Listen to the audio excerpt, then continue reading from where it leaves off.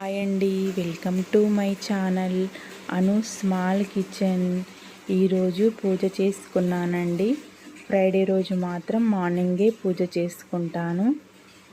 అలాగే అమ్మవారికి ఎక్కువ దీపాలు కూడా వెలిగించుకుంటానండి ఫ్రైడే రోజు.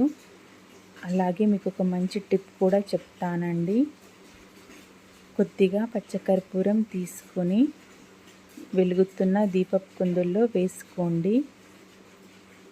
ఇలా చేయడం వల్ల ఇంట్లో చికాకులు, గొడవలు, నెగిటివ్ ఎనర్జీ ఉన్నా కూడా మొత్తం పోతుందండి. ఇలా వీక్లీ 1 టైం అయినా ఇలా చేయండి. ఇంట్లో ఎప్పుడు ప్రశాంతంగా ఉంటుంది. అలాగే మనం పూజ గదిలో కూర్చున్నంతసేపు దేవాలయాలలో ఉన్న ఫీలింగ్ కూడా అనిపిస్తుందండి. అలాగే అమ్మవారికి ఏదో ఒక రకం నైవేద్యం పెట్టుకోండి. ఇలా చేయడం వల్ల కూడా ఇంట్లో ఎప్పుడు ప్రశాంతంగా ఉంటుంది. అలాగే నేను కుంకుమ పూజ కూడా చేసుకుంటానండి ఫ్రైడే రోజు కూడా. ఆ కుంకుమ వీక్లీ మొత్తం ఇంట్లో అందరం అదే కుంకుమ మేము పెట్టుకుంటామండి.